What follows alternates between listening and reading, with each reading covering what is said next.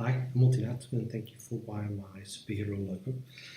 In this tutorial, I'm going to try and explain as quickly and as simply as possible all the options for editing this template. A lot of the options are created so it would be easy for me to work with the template while I was creating it. But I still left those options open to more advanced After Effects users to use and to edit the final video, final version that you'd like. The more simple things I'm going to explain in this tutorial, and I'll make a more complicated or more complex tutorial for all the advanced options. First of all, I've already imported a few images into this folder, which is I created your pixel videos. I've already dragged a few pictures in and a logo for editing. Okay, in the Edit Me folder, we just scroll that down, open there, have the pick 1, 2, 3, 4, and so on and so on. Just going to click on one, and you'll notice when you open it up, it's got this. It's in full quality. These little dots. I put this dots file here for your to make your images look like the comic effect. I'm going to drag your one image in, drag it underneath the dots. I'm going to scale that up so it fits more or less. If you want to see how this is working with your logo, just go back. Sorry. I'm going to go revealing project, revealing composition, and it'll show me shader pages. Yeah, okay. So you can see what's actually going on and how it's cutting it. So pick 2, you can just scroll down, drag pick number 2 in, and this applies for all the images. It's just drag and drop into the composition,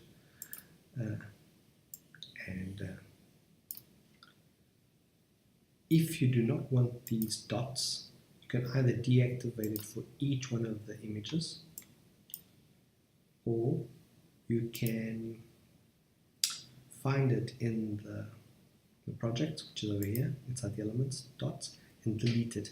If you delete it there, it will be complicated for you to put it back in if you need it. So take the time to actually turn it off in each one. If by the chance you decide you actually want it again, well, you have to go back into pick 1, turn it on, back into pick 2, turn it on, and so on and so on and so on. So you can decide later if you want to keep it or not. Okay, that's for putting your images inside the compositions, inside the pages. As you can see, it's already there. Okay. For your logo, just double click here, the logo main. I have this this text that I used. You can just drag and drag in my logo. If you use a rectifier, please don't forget to activate the collapse transformation, and you also have to turn on the 3D option. Just scale that up to the size that you want. Nice. That's it. And just checking if it's activated. Okay, it's working.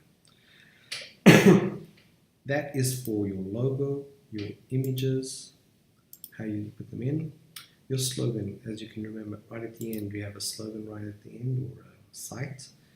You can just double click here. That's a text, so you can just select the text and just write whatever you want. The layers that you can edit, most of them have these little extra helpers so you can know what you're doing. This background image is white, but if you want, you can just, like I said, press E. It's got the ramp, and you can actually choose the colors for. You can actually choose colors if you want gradients, and you can actually just move the gradient around for the desired effect.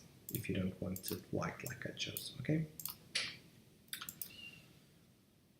Like I said, most of the compositions already have these notes, so it can help you remember what is possible to edit and change. Okay, those were the most simple things. If you want to use music in your project, you just have to import the music, drag it in on top. I don't have a music here at this moment, but I can just show you, for example, with any file. I can just show you, for example, just drag it on top here, and your music won't show this icon, it will show this one over here, and your music will be ready to play. Delete that, that's a picture, you don't want that. If you're curious, these images are public domain, they are on the site, it's in the description, a link to the site with these images. Okay, let's go next, options. Okay, background options for editing. If you want to change the color of the background, just go into this control, just tap once or click once, and your effect control, you have the background color 1 and 2. 1 is the main color that's going to change so I can choose green. So it'll change the background to green. If this is a bit slow and you want to see results very quickly, in this case we just want to see the background, just activate this so it's only the background we see. Okay, now it's just the background, it's a lot faster. And background color 2, which is red in this case, you can actually just choose a blue. Okay, so as you can see, change the color. If you want to go ahead in the timeline to see what's actually happening, that's what's happening. I'm actually going to change this one to a lighter blue. Change this one to a darker blue.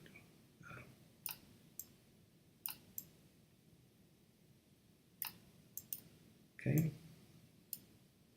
so that's what's happening there. Okay, next we have, starting from the bottom, we have shadows. Shadows are all the shadows our project is creating right here. So what you can do to fade in and fade out, you've got these markers here. Now it's starting over here to fade in, but what you want to just move that along. This is not doing anything, you can actually move that one away. And you'll only start fading from this marker on. So as you can see, it starts fading there. This is the option of if you don't want your shadows to, I'm just going to activate another layer here. This is our logo layer. Some people don't want their shadows to show when the logo is at the end. Some people do, so you can just activate that shadow just to show a little bit more shadowing there. But that's cool, that's okay. If you don't know what it does, don't worry about it. Just in case you don't want the logo to have too much shadowing at the end there. Background. Move that further out. As you can see, it just showed up that shadow. Some people don't like their logos with the shadow, so you can just leave that on like I did. Okay. I'm going to turn the shadowing off. I'm going to turn our back walk to, like I said, it's got a little help. It says move markers to edit shadow fading in and out. Okay. Press T for opacity control. These, I'm going to turn off our layer, our logo. I have this watermark in the background, which is our pages in like a watermark on the background. So if you like that, okay. If you don't like that, just press T and just turn that to 0%, and you can turn it off, or you can actually turn it up to 100% and make it darker, whatever makes you happy. Okay, I'm going to put that 50% again. Turning that off. I always turn the 32 one on, which is our logo, so we actually know what's going on. Okay.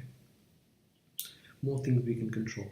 We can control the, we've already seen background color 1 and 2, in and out, tint amounts, tint color. Okay, we have to turn on more layers here so we actually see what we're doing.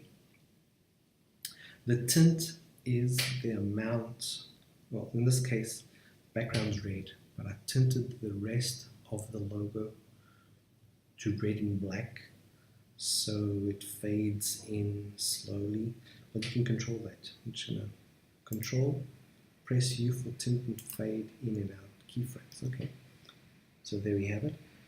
This is at 100%, so it's 100% tinted to a new color, and that's 0%, so it'll change. The best way to show that is I'm going to move that back, and you should see that it's not tinted now anymore. It's like already going to use the original color. So basically, if you want that tint to disappear earlier, just move it back like I did now. And it also happens here. To explain quickly, tint 100%, and here it goes to, just click on that for the next keyframe. It'll just jump to the next keyframe. Now it's 0%, as you can see there, and now it's just using the color of your photos. And the next keyframe is 0%, so it stays colored during this whole time, and then it starts going red again to 100%. So if you don't want tint, you can actually edit this keyframe here and that keyframe there, and all you have to do is just on the keyframe, it has to be, time has to be on that keyframe, just put 0, enter, and the beginning can just go, I'm just clicking on this so it goes to the next animated keyframe to make sure that you don't miss the exact location. And just click here, 0, and you won't have any tint whatsoever. If of course you want less tint, you don't want 100%, you can just put 20% here and 20% at the end there. So just remember 100, 0, 0, 100, okay? Or 20, 0, 0, 20, and you can just move this around to whatever time you want. This is already a more advanced option if you want to edit. So just make sure. Put these options as they were. Okay. Okay, it doesn't have an image here, right? Because I just put the first picture in and I didn't put any other. So next, the in and out tint amount, we've seen that. That's already this option over here. The in and out tint color. Okay, at this point you can actually choose the color you want to tint. For example, if you don't want to tint red, I'm going to actually choose another bluish color here. And it's going to tint to a blue color. You can actually choose the color you want. If you want it to be desaturated, so just black and white, you can just choose white, and basically every page will be black and white. So see right in the beginning here. You can play around with these controls and get the best feel for it you want. Okay. As you can see, it's black and white, so I'm just going to go for that bluish color. Okay. Next, we have back page lightness. as you can see, when the page turns, it has color, or it's black and white, saturated, and try at the back here.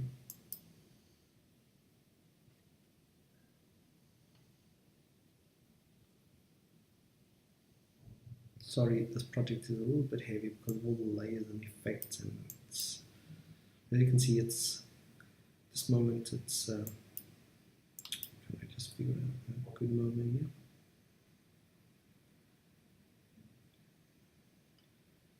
Just gonna zoom out a little bit. So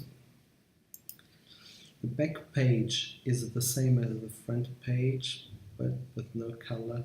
And in this case, it's tinted. So I'm just going to drag this frame back so you can actually see the original color it'll be when it's not tinted. Okay, it's black and white, and it's got a certain lightness. And in this case, it looks a little bit weird because it's white. So what you can do, the back page lightness, you can actually turn this up.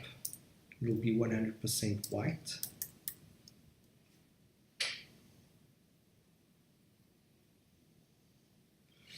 Or you can just turn it down, and it'll be a darker color. Or what I better say, the image will have more presence than the page color. Okay, so in this case, it's black and white, 100% the image. And if you don't want 100% the image, just put it like 50%, and that's page control. Now what you can do is the back page can also be color if you do not want that black and white effect. So you can actually put this,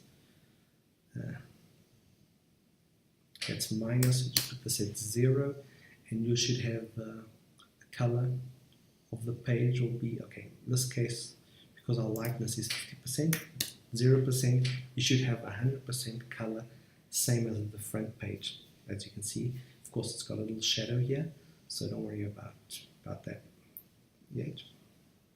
So that's for page saturation. I'm just going to bring that down, minus 100.